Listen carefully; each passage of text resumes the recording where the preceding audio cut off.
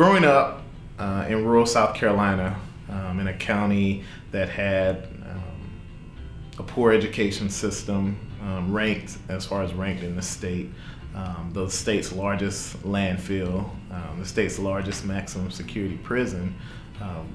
I didn't know the name for these issues growing up. I just knew when we would go to other towns and I would see things that were better, that I viewed as better in other towns that we didn't have.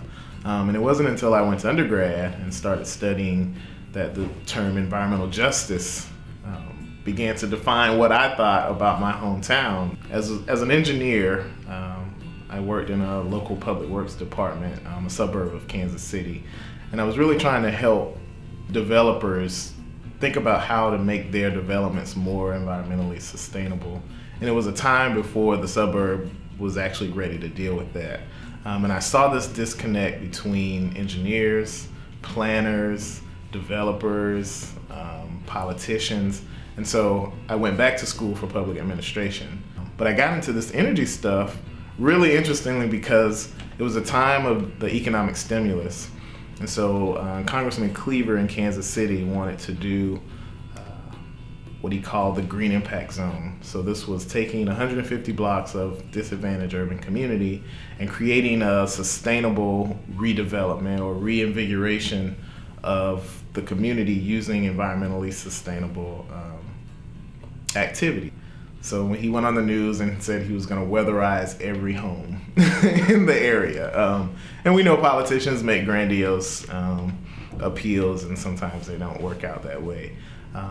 But also, it made me realize that people didn't know about the programs out there to assist them to make their lives better, one being the Weatherization Assistance Program.